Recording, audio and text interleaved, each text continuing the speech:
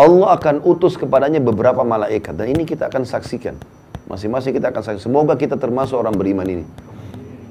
Karena kata Nabi SAW, akan datang sosok-sosok malaikat yang memperlihatkan kepadanya amal-amal solehnya.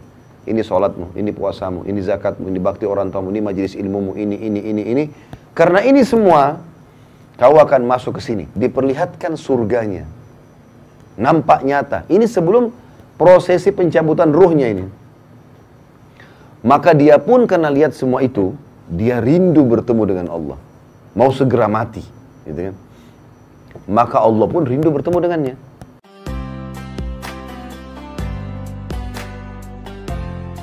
Assalamualaikum warahmatullahi wabarakatuh. Saksi bahasan kita tadi adalah bagaimana Allah subhanahu wa ta'ala memperkenalkan dirinya yang luar biasa di sini. Ya. Baik, kita masuk teman-teman sekalian. Itu tadi semua rincian dari judul kita, dan saya katakan di muka bumi ini sudah jelas-jelas ada pertemuan dengan Allah subhanahu wa ta'ala, interaksi dengannya. Baik itu dengan doa, dengan sholat kita, dengan doa kita, ya. Dengan kita baca kitab Al-Qur'annya yang turun dari langit, memahami apa yang disampaikan oleh Rasulnya Muhammad SAW tentang hukum halal haram, panduan hidup, mana makanan, mana minuman, mana pakaian, mana pendapatan, mana pergaulan yang boleh dan tidak boleh. Semua itu menandakan memang ada interaksi dan berjumpa dengan Allah. Maknanya di sini tanda kutip adalah merasakan dan mengetahui keberadaannya. Sementara di akhirat kita pasti akan interaksi dengan hisab. Allah akan menghisab kita. Tidak ada seorang pun yang lewat kecuali dihisab oleh Allah SWT. Ya. Sampai ada di antara nabi-nabi pun yang akan dihisab oleh Allah SWT. Dihisab di sini artinya Allah SWT akan bertanya padanya, seperti dalam surah Al-Ma'idah tentang Nabi Isa AS. Ya. Dalam surah Al-Ma'idah itu di akhir ayatnya, coba kita lihat surah nomor 5 ya. Allah menjelaskan tentang Nabi Isa AS di ayat 116. Al-Ma'idah surah nomor 5 ayat 116. A'udzu billahi minasyaitonir rajim. Wa idh qala Allah ya Isa ibn Maryam a anta qulta lin-nasi ittakhiduni wa ummi ilahaini min dunillah. Qala subhanaka ma yakunu li an aqula ma laysa li bihaqq. In kuntu qultuhu faqad 'alimta. Ta'lamu ma fi nafsi wa la a'lamu ma fi nafsik. Innaka anta 'allamul ghuyub. Dan ingatlah, dan makna ingat artinya pelajarilah. Ketika Allah berfirman, hai Isa putra Maryam, nanti di akhirat nih ceritanya, ya. Apakah kamu mengatakan kepada manusia, jadikanlah aku dan ibuku dua Tuhan selain Allah? Seperti mereka sekarang mengatakan ya, Trinitas. Ya. Maka Isa menjawab alaihissalam, maha suci engkau. Tidaklah patut bagiku mengatakan apa yang bukan hakku mengatakannya. Jika aku pernah mengatakan, maka tentulah engkau mengetahui apa yang ada pada diriku. Dan aku tidak mengetahui apa yang ada pada diri engkau. Sesungguhnya engkau maha mengetahui perkara-perkara yang gaib. Ayat 117-nya. Ma qultu lahum illa ma amartani bihi an i'budullaha rabbi wa rabbakum. Wa kuntu alaihim syahidan ma dumtu fihim. Falamma tawaffaitani kunta antar raqiba alaihim wa anta ala kulli syai'in syahid. Aku tidak pernah mengatakan kepada mereka kecuali apa yang engkau perintahkan kepada aku untuk mengatakannya, yaitu sembahlah Allah, Tuhanku dan Tuhan kalian. Dan aku menjadi saksi terhadap mereka selama aku berada di antara mereka. Maka setelah engkau wafatkan aku, engkau lah yang mengawasi mereka dan engkau maha menyaksikan atas segala sesuatu. Jadi Allah subhanahu wa ta'ala menghisab, menanya gitu kan pada hari kiamat. Kalau nabinya saya ditanya begini, bagaimana dengan kita? Ini utusannya Allah. Kenapa kok bisa ada di antara pengikutmu hai Isa yang mengaku kau sebagai Tuhan dan ibumu? Apa kau bilang sama mereka itu?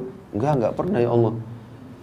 Ya, aku tidak mengucapkan kecuali apa yang kau perintahkan kepada aku agar sembah Allah satu dan jangan sekutu bersamanya. Lalu Nabi Isa berkata di ayat 118, in tu'adzibhum fa innahum ibadu wa in taghfir lahum fa innaka antal azizul hakim. Jika engkau menyiksa mereka, maka sesungguhnya mereka adalah hamba-hamba engkau. Dan jika engkau mengampuni mereka, maka sesungguhnya engkau lah yang maha perkasa lagi maha bijaksana. Maka Allah pun merespon. Allah mengatakan di 119, Qala Allahu hadha yawmu yanfa'us sadiqina sidquhum lahum jannatun tajri min tahtihal anharu khalidina fiha abada radiyallahu anhum waradu an dzalikal fawzul azim. Allah pun berfirman, ini adalah suatu hari yang bermanfaat bagi orang-orang yang benar, yang benar kebenaran mereka.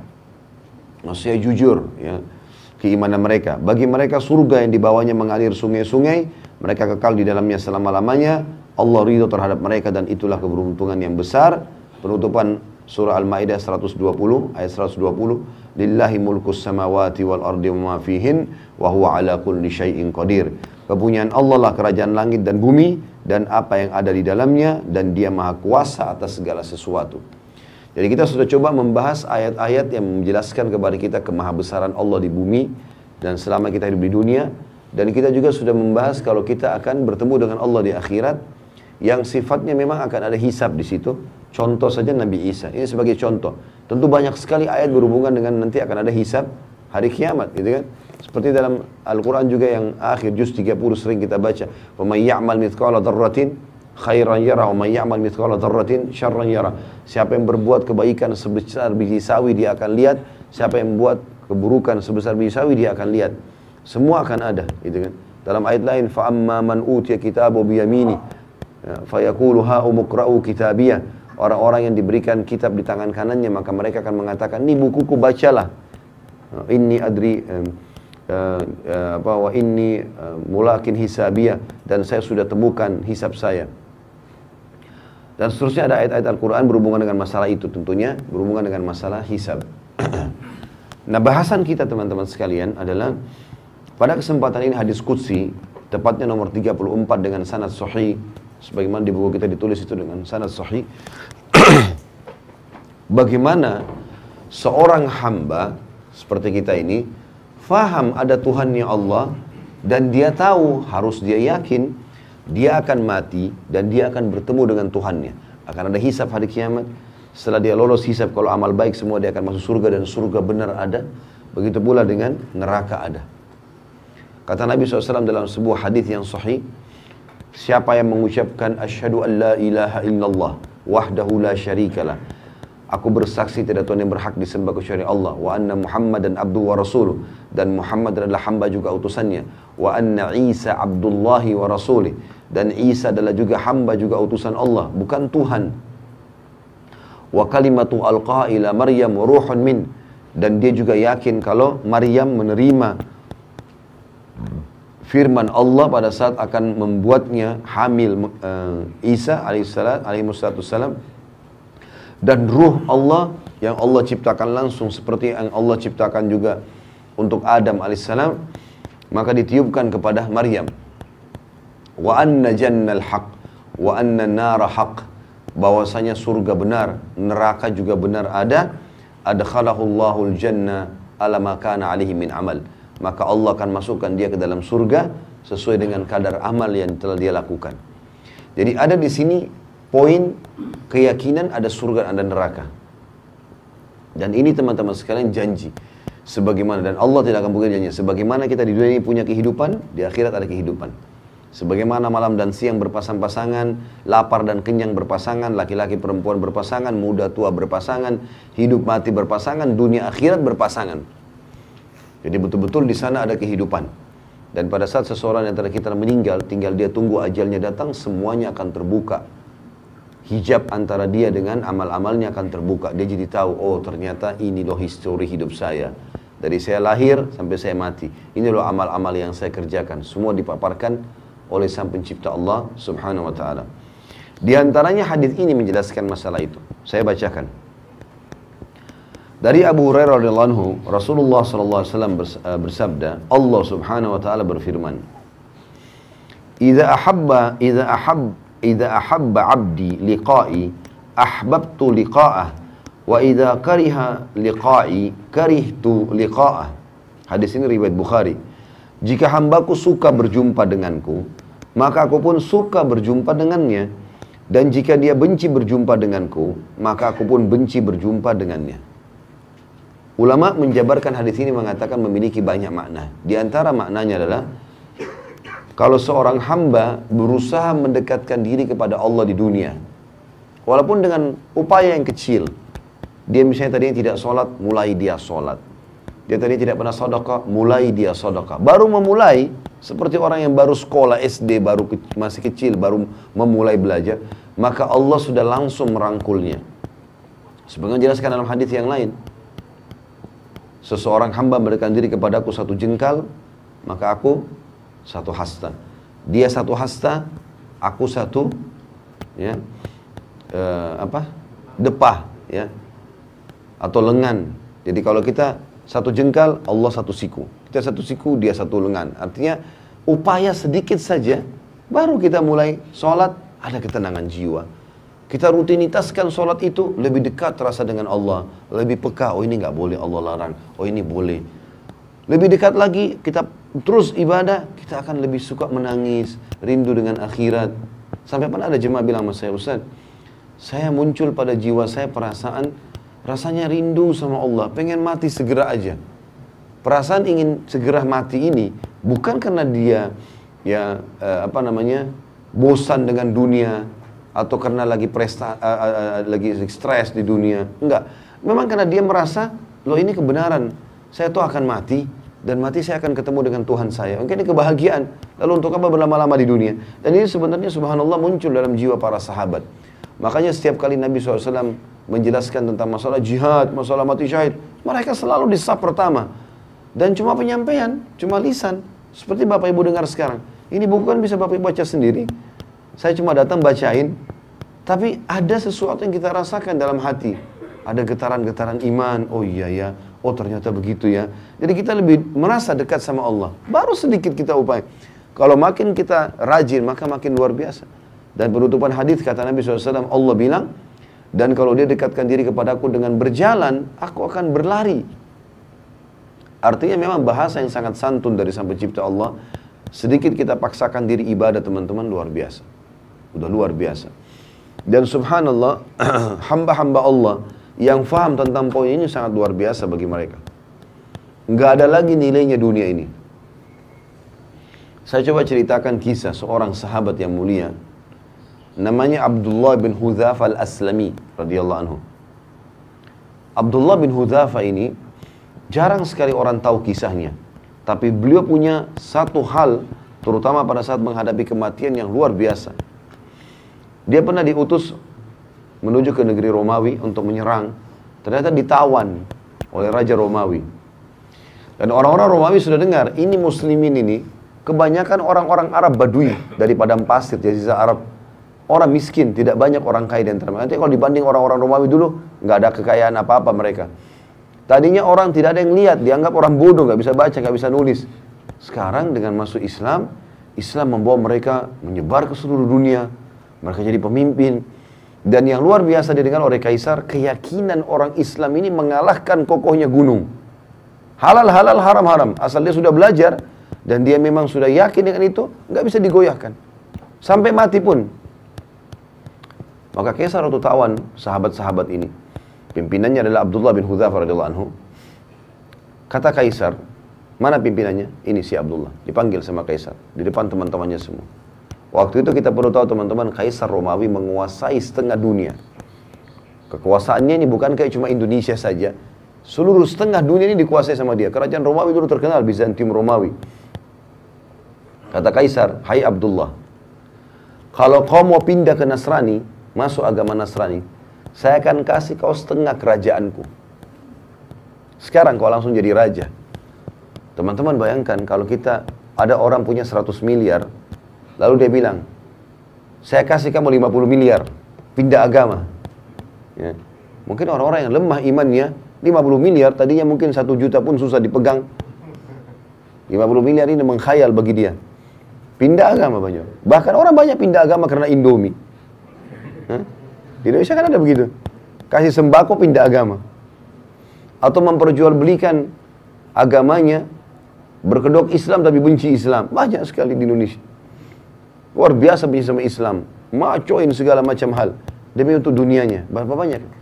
Abdullah bin Hudzafa ambil pelajaran teman-teman sekalian. Ditawarkan setengah kerajaan Kaisar. Datangkan saksi-saksi. Nih, saksi semua ini bukan main-main. Kamu bilang saya masuk Nasrani, setengah kerajaan. Dari badui padang pasir orang miskin jadi raja langsung. Berdampingan sama kaisar. Apa jawaban Abdullah? Kerajaan ditawarkan. Dan ini tidak main-main, serius. Akan dikasih kerajaan. Kata Abdullah, wahai kaisar, jangankan setengah kerajaan anda. Seluruh kerajaan anda, seluruh kerajaan Arab dan Ajam. Semua kerajaan di muka bumi ini. Mau orang Arab, mau orang selain Arab. Dan kerajaan anda pun semuanya kalau saya dikasih. Untuk meninggalkan agama saya sekejap mata, sekedip mata saja. Tarfata'in dalam bahasa Arabnya. Tidak akan saya lakukan. Tidak bisa. Ini ngalahin kokohnya gunung. Teman-teman sekalian, imannya. Luar biasa gitu. Sayangnya sebagian kita hanya seperti kerupuk. Diketuk pecah. Gitu. Maka waktu itu kaisar ini punya anak perempuan. Orang bule. Ya. Kalau kita sekarang sering ucapkan begitu. Yang terkenal kecantikannya. Masih gadis, tinggi, putih, cantik. Fitnah bagi laki-laki. Sampai banyak raja-raja. Waktu itu dan para perdana menterinya. Kaisar, panglima-panglima perang berharap jadi suaminya perempuan itu. Terkenal sekali. Dikeluarkan oleh kaisar. Dulu di sebelahnya. Hai Abdullah. Setengah kerajaanku dan nikahi anakku. Ini juga plus lagi. Dapat perempuan tercantik di dunia pada saat itu. Kata Abdullah dengan kalimat yang mungkin kaisar tidak semudah itu memahaminya ya. Tapi orang beriman harus bisa paham. Dia mengatakan anda menawarkan anak anda perempuan ini ya, untuk digantikan dengan bidadari yang Allah janjikan untukku di surga. Artinya percuma, nggak mempan. Ya.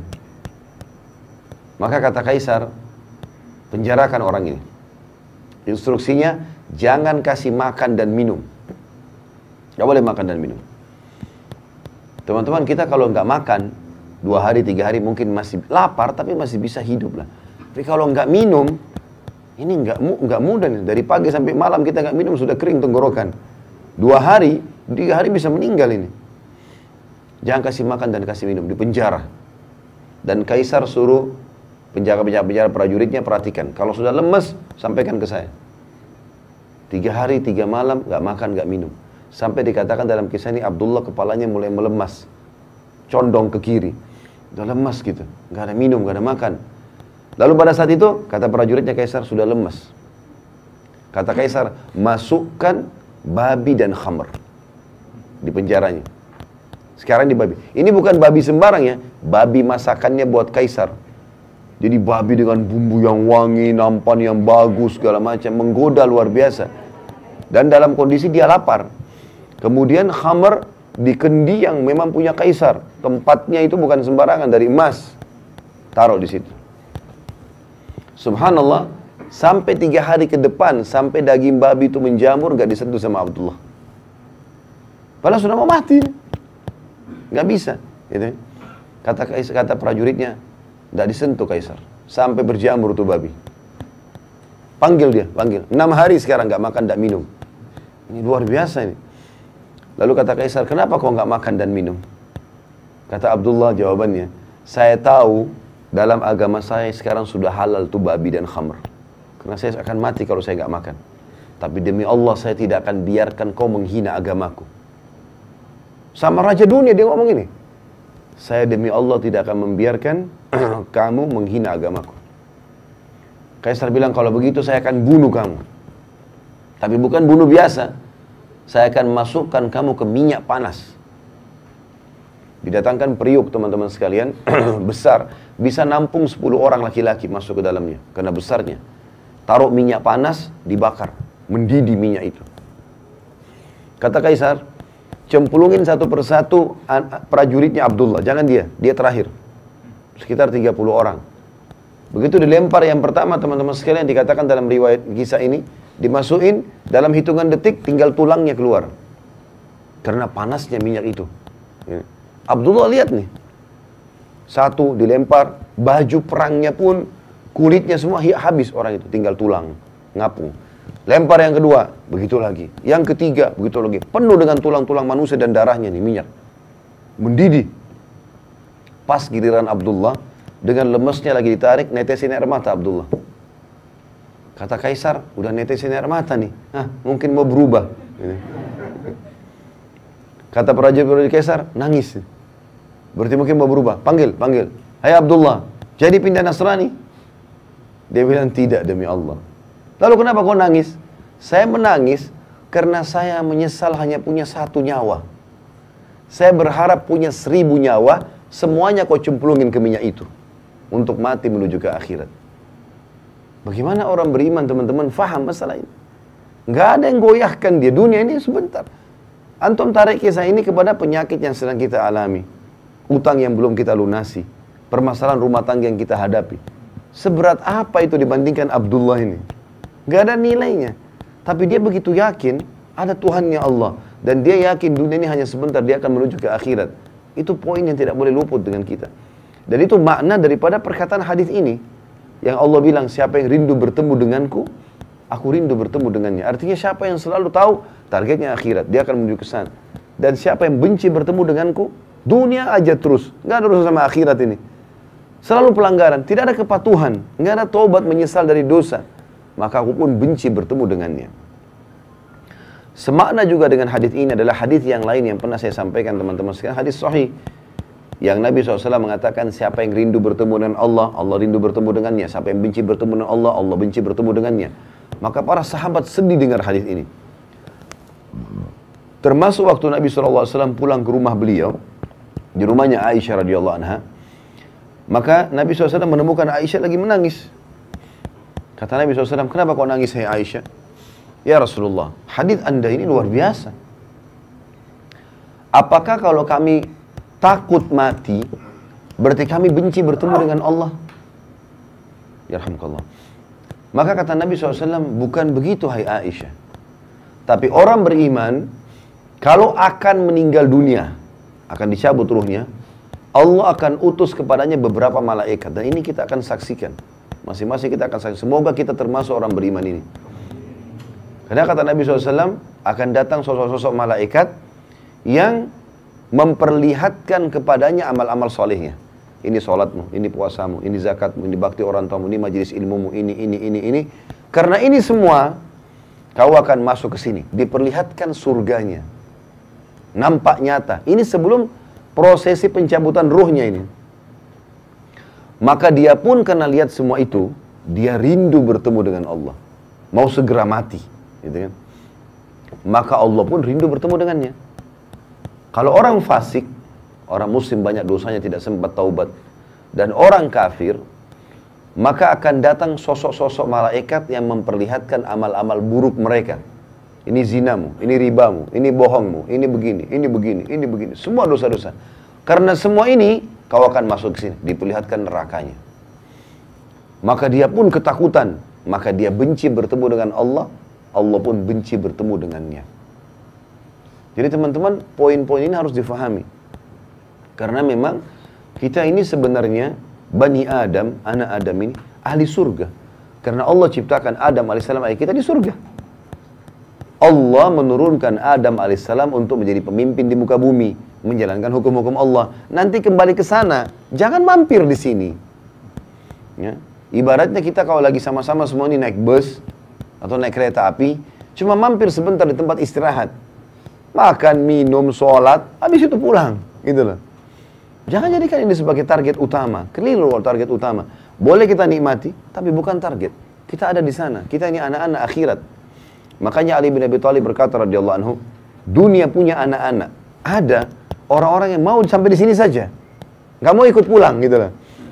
Dan akhirat punya anak-anak. Maka jadikan diri kalian adalah anak-anak akhirat.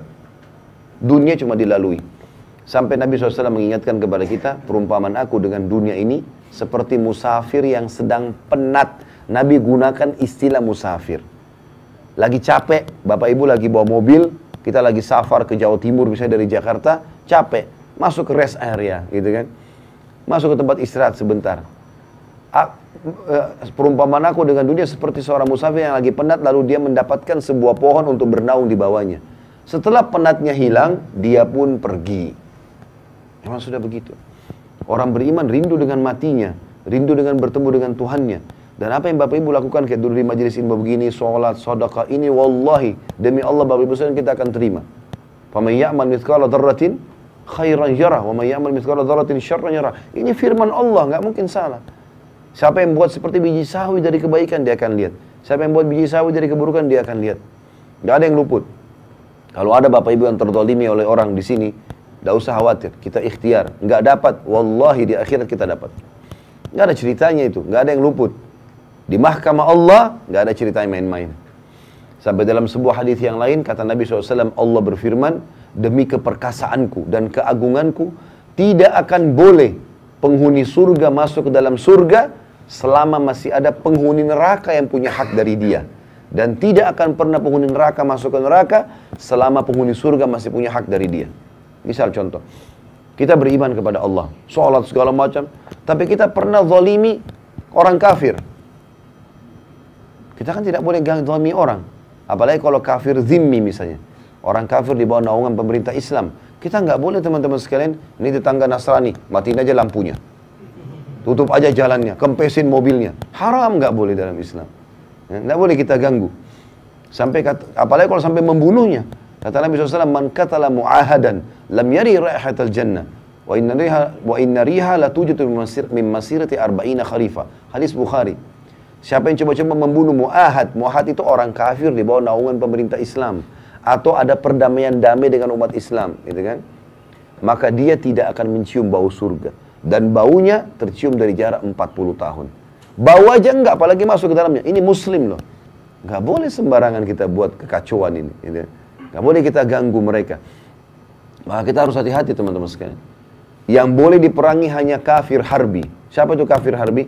Orang kafir yang pakai baju perang keluar di medan perang mau memerangi umat Islam. Nah itu kita perangi. Itu pun diperangi apa kata Nabi SAW? Jangan bunuh perempuan, jangan bunuh anak-anak, jangan bunuh orang tua, jangan bunuh orang menyerah. Kalau dia sudah lepas senjatanya jangan ganggu. Dan kalau kalian harus membunuh, bunuhlah dengan cara yang santun. Tusuk mati, selesai. Nggak ada mutilasi, potong kupingnya, cungkil matanya. Nggak boleh. Nggak ada. Orang kalau nyerah lepas. Orang kalaupun dibunuh maka bunuh dengan cara yang baik. Nggak ada dalam Islam bakar. Wah apa segala, nggak bisa. Kalau ada orang Islam yang menggambarkan itu kebodohan mereka. Karena tidak faham hukum agamanya. Sampai kata Nabi SAW, tidak boleh membakar kecuali pemilik api. Allah Subhanahu Wa Taala, nggak boleh kita menyiksa orang dengan bakar. Contoh itu. Jadi Islam datang dengan luar biasa di sini. Ya. Nggak boleh sembarangan. Nah kalau ada orang kafir kita pernah zalimi. Misal bawahan kita orang kafir. Udah deh, nggak usah kasih gajinya kan kafir. Misal. Atau ganggu orang atau apalah ya. Yang tidak ada hubungannya sama kita, sama kita gitu. Tidak ada hubungannya dengan kesalahan orang lain di dia ya. Seperti kasus Myanmar, orang-orang muslim banyak yang dibantai di sana. Apakah kita harus bunuh orang yang seagama yang membantu umat Islam di sini? Jawabannya tidak. Enggak boleh. Islam mengajarkan kita objektif. Yang dihukum yang melanggar di sana. Mau rame-rame ke Myanmar silakan. Indonesia jangan diganggu. Enggak ada hubungannya. Dan ini pernah terjadi subhanallah. Di zaman Sultan Muhammad Murad Al-Fatih yang terkenal, ya, yang dapat julukan Al-Fatih, 25 tahun bisa menembus benteng Konstantinopel, bagian Eropanya Turki. Yang kata Nabi SAW kalian akan menembus benteng Konstantinopel, orang Islam gitu kan. Sebaik-baik pemimpin pada saat itu, sebaik-baik pasukan pada saat itu Muhammad bin Murad rahimahullah. Beliau berhasil. Muhammad bin Murad ini, di masa kejayaan beliau, umat Islam dibantai oleh kaum Nasrani di Spanyol. Sampai ada dikenal dengan Mahkamah Taftish, ya. Habis semua kerajaan Islam di sana, dan bukan cuma itu, pada disiksa, dibakar, dipotong-potong. Kalau Bapak Ibu ketik di Google sejarah tentang bagaimana pengusiran umat Islam dari Spanyol, itu luar biasa gitu, ya.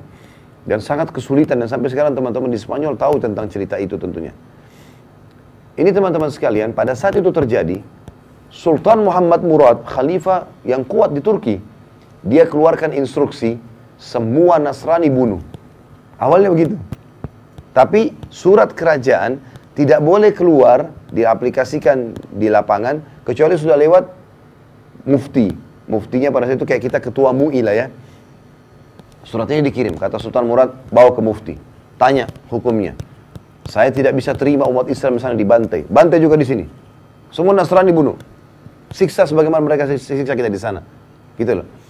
Waktu tiba di tangan mufti, muftinya datang ke khalifah langsung mengatakan, wahai Amir Mu'min, kita diperintahkan objektif dalam agama. Yang salah Nasrani yang di sana, bukan Nasrani yang di sini. Nggak ada hubungannya dengan yang di sini. Di sini kita dakwai. Ini mirip dengan perilaku Nabi SAW waktu menghukum wanita yang meracuni beliau di perang Khaybar. Jadi Nabi SAW pernah dikasih racun oleh wanita. Nabi makan tapi Nabi SAW tidak terlalu berpengaruh pada beliau itu. Tapi ada satu sahabat mati gara-gara itu. Waktu sahabat itu sakit belum dihukum si wanita pemberi racun. Begitu efeknya ada, mati nih sahabat, maka dipanggil wanita tersebut lalu dipenggal lehernya. Dia sudah membunuh maka hukumnya dibunuh. Gitu. Seperti itu. Jadi begitu luar biasanya objektifnya Islam. Apa kata Nabi SAW? Kita kembali ke hadis tadi yang saya sedang jelaskan. Kata Allah SWT, demi keperkasaan dan keagunganku tidak akan masuk surga penghuni surga selama ada penghuni neraka yang punya hak dari dia. Kalau orang kafir pernah kita zalimi, gak mau kasih gajinya, gak mau gini, gak mau bayar utang segala macam, kita sudah pasti masuk surga nih. Karena amal soleh kita misalnya banyak. Tidak masuk surga kecuali ini sudah selesai dulu. Apa masalahnya sama ini? Pernah utang gak bayar? Baik, nanti Allah akan menilai di akhirat. Utang itu berapa nilainya secara akhirat? Berapa kadar pahala kita? Misal harus 1000 pahala dikurangi 1000 pahala. Bukan dikasih kepada si kafir, karena gak ada gunanya bagi dia. Tapi Allah kurangi itu untuk mengurangi fasilitas kita di surga. Itu kerugian. Gitu kan? Dan kata Nabi SAW, Allah juga berfirman, dan tidak akan masuk penghuni neraka ke dalam neraka, ya, sebelum selama masih ada ahli surga yang punya hak dari dia. Misal kita balik kasusnya, ada orang kafir misalnya zalim, karena ada orang Islam hidup di wilayah dia, kemudian dia zalim. Diambillah haknya, tidak dikasih gajinya, apalah orang Islam ini dizalimi. Ini orang kafir, mati masuk neraka dia sebenarnya. Tapi Muslim tadi masih punya hak dari dia. Kata Nabi SAW, Allah bilang tidak akan masuk penghuni neraka selama masih ada penghuni surga punya hak dari dia. Ditangkan si kafir, apa kezalimannya? Misal dia zalim pernah tidak kasih gaji. Berapa kadarnya? Setelah akhirat, itu Allah lebih tahu hitung-hitungannya. 1000 misalnya. Maka ditambah 1000 pahala kepada si Muslim untuk meninggikan derajatnya di surga. Si kafir nggak ada gunanya untuk diambil dari dia. Maka begitu luar biasanya hisab pada hari kiamat, saudaraku sini. Dan ini semua sekali lagi fakta yang akan kita lalui. Sebagaimana Bapak Ibu jalan tadi ke sini, sebagaimana kita dari bayi sampai sekarang kita lalui fenomena kehidupan ini, begitu juga di akhirat loh. Ada semuanya. Dan kehidupan abadi bagi seseorang muslim pada saat dia sampai di akhirat nanti. Kita masuk teman-teman sekalian ke bab yang setelahnya dan kita tutup dengan ini. Kalau ada pertanyaan silakan ditulis di kertas. Tanda cinta Allah kepada hamba. Hadis yang pertama dalam bab kita ini, hadis nomor 35, dan ini sanadnya sahih, diriwayatkan oleh Imam Bukhari. Dari Abu Hurairah radhiyallahu anhu, Nabi SAW bersabda, "Idza ahabballahu 'abdan nada Jibril, innallaha yuhibbu fulanan fa'ahibbahu. Fayuhibbuhu Jibril, fayunadi Jibrilu fi ahli as-sama', innallaha yuhibbu fulana fa'ahibbuhu, fayuhibbuhu ahlus sama'.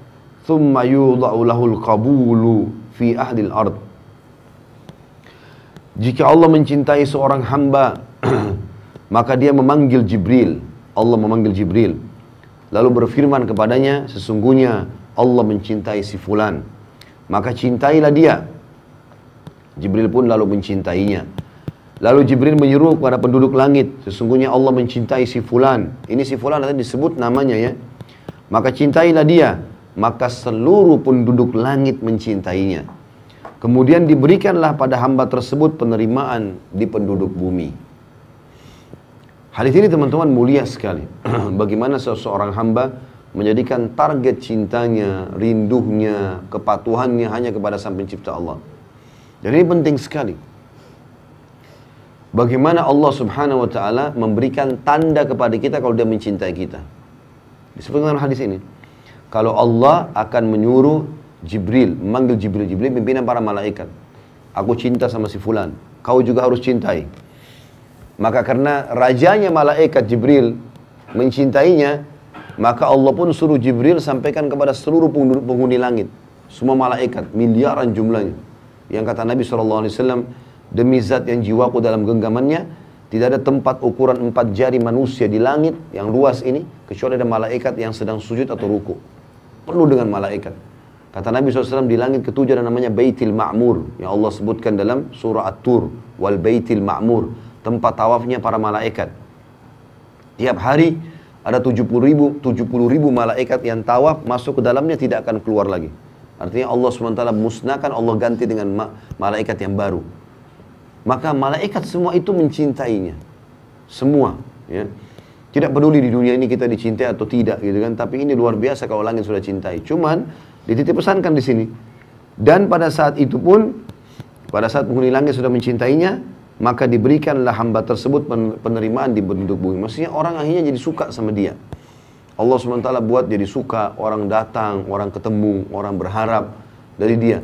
Itu berarti tanda cintanya Allah pada dia. Makanya Urwah bin Zubair rahimahullah mengatakan wasiat yang sangat luar biasa. Idza ra'aita min rajulin fi'lal khair fa'amminu lahu khaira. Kalau kalian melihat dari seseorang ada perbuatan baik dalam agama, azan ke masjid, apalah dia buat baik, maka pastikan orang itu baik. Wa in kana fi nadarin nasi su. Walaupun ada sebagian manusia menganggapnya buruk. Karena memang dalam hadits ini dikatakan Allah akan buat penerimaan di muka bumi, bukan berarti semua orang menerima dia ya. Artinya orang yang beriman kepada Allah memang akan menerima dia. Karena memang Nabi Muhammad SAW sendiri manusia terbaik. Tapi masih ada orang munafik yang tidak suka, masih ada orang kafir yang tidak suka. Artinya maknanya di sini adalah orang yang suka dia orang-orang yang sefaham, ya. Orang-orang yang memang mau beriman kepada Allah, mau menuju ke akhirat, maka akan suka dengan dia. Lalu kata beliau, wa idza ra'aita min rajulin fi'la syarr fa'amminu lahu syarr wa in kana fi nadharin nasi rajulun khair. Kalau kalian lihat ada perbuatan buruk dari seseorang dan itu pelanggaran agama yang besar, bukan kekeliruan ya, bukan karena tidak sengaja dan lupa. Memang dia buat hal secara kedok dia kelihatannya baik, tapi ternyata dia berbuat sesuatu yang kita tahu buruk nih. Dia mencuri misalnya, dia menipu misalnya, dia berzina tapi dia diam-diam misalnya. Maka kata Urwah, ketahuilah orang itu buruk, walaupun di mata manusia dia baik. Dan Allah SWT akan membongkar. Yang baik dan buruk teman-teman akan dibongkar. Jangan pernah mengkhayal kita bisa merahasiakan sesuatu di muka bumi. Bahasa kita rahasia. Tetapi kalau di mata Allah, kita rahasiakan amal soleh kita nih. Kata para ulama, kalau Allah belum membukanya selama kita hidup, Allah akan bukanya pada saat kita sudah meninggal. Kenapa sekarang kisah orang-orang soleh masih banyak sampai kepada kita? Termasuk kisah tadi Abdullah bin Hudzafah radhiyallahu anhu. Padahal beliau sudah meninggal. Justru pada saat meninggal itulah banyak sekali amal-amal soleh yang Allah buka dari orang itu untuk menjadi pelajaran bagi orang lain, sekaligus menjadi tambahan amal soleh buat dia. Atau pada saat dia meninggal, ada orang-orang yang sengaja menceritakan keburukannya, tapi memang dia baik, atau mencari-cari keburukan, bukan menceritakan keburukan, mencari-cari keburukannya. Berarti Allah SWT mau kebaikan juga buat dia. Seperti kasus misalnya pernah ada riwayat, ada beberapa orang tabi'in datang kepada Aisyah berkata radhiyallahu anha, kenapa ada orang-orang, bagaimana pendapat anda dengan orang-orang yang menghina-hina ayah anda Abu Bakar dan juga Umar bin Khattab? Orang-orang Syiah nih, gitu kan. Maka kata Aisyah, saya tidak melihat kecuali Allah menginginkan kebaikan buat keduanya. Karena Allah menginginkan mereka mendapatkan tambahan pahala setelah mereka meninggal. Maka ini semua teman-teman harus difahami ya, berhubungan dengan masalah ini. Dan yang kita kejar adalah target cintanya Allah. Kalau teman-teman lagi menghadapi masalah seberat apapun, selama kita beristighfar kepada Allah dan mengakui kesalahan, dan selama kita berada di jalan Allah, gak usah khawatir. Gak usah khawatir. Akan berlalu semua. Fa inna ma'al usri yusra. Di setiap kesulitan akan ada kemudahan. Ya. Inna ma'al usri yusra. Di setiap kesulitan ada kemudahan. Jadi tidak mungkin luput dari situ. Yang jadi masalah kalau kita diberikan cobaan sama Allah, lalu kita tetap dalam kesalahan. Ini yang masalah teman-teman. Masalah ini. Kayak misalnya orang buat dosa, Allah kasih dia sumpek, sedih. Kemudian dia tetap dalam kemaksiatan. Lalu zina lagi. Mabuk lagi. Obat-obatan lagi. Jadi lari kepada hal yang salah. Maka makin terpuruklah dia. Makin hancur pokoknya. Makanya teman-teman kalau sudah merasa diri salah, segera istighfar kepada Allah. Taubat. Dan langsung masuk ke rel yang benar. Maka akan aman. Dan makna cinta di sini teman-teman sekalian. Sekarang kalau kita cinta pada seseorang, apa yang kita akan lakukan? Kita akan membuat kita akan melakukan apa yang dia suka, kita akan memenuhi apa yang dia minta, dan kita akan menjauhi apa yang membuat dia marah, kan gitu. Allah mencintai dia, Allah akan selalu membuat dia puas, itu maknanya. Allah akan penuhi kebutuhannya, maafkan kesalahannya. Dan tentu makna sebaliknya, kalau kita dicintai oleh orang lain, kita akan temukan orang itu tulus, baik sama kita. Itu makna cinta. Yang terakhir adalah hadis 36, yang mau saya terakhir dalam bahasan kita pada pagi ini, insyaAllah. Kita lanjutkan di kesempatan bulan depan lagi.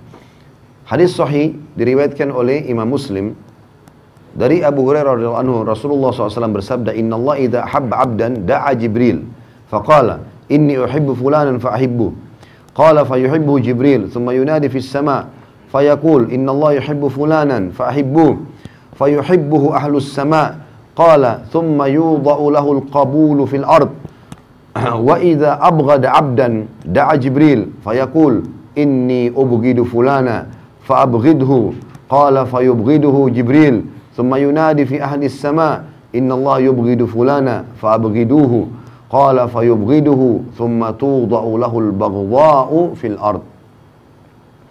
Sesungguhnya Allah jika dia mencintai seorang hamba, dan ini target kita, bagaimana kita melakukan perbuatan yang Allah suka, jauhi apa yang Allah larang, kita akan dapat itu cintanya Allah.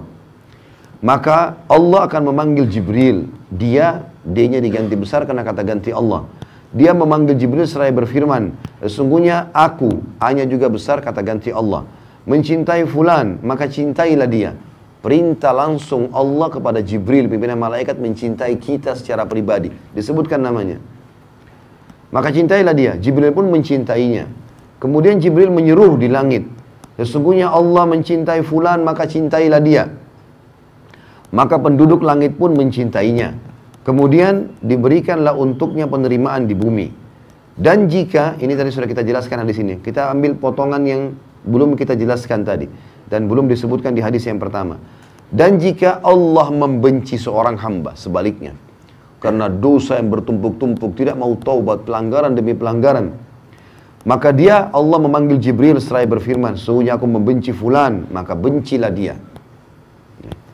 Maka Jibril pun membencinya, kemudian menyeru kepada penduduk langit, sesungguhnya Allah membenci fulan, maka bencilah dia.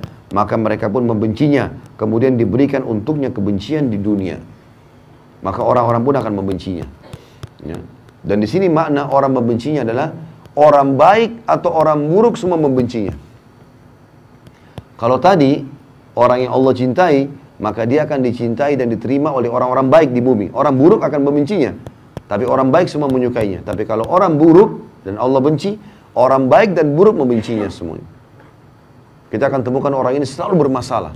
Baik orang baik atau orang buruk. Ada saja masalahnya. Rusak rumah tangganya, anaknya jadi masalah, apa sajalah. Tempat kerjanya jadi kacau. Apalagi kalau memang dasarnya sudah buat dosa sama Allah, kemudian diulangi lagi dosa itu.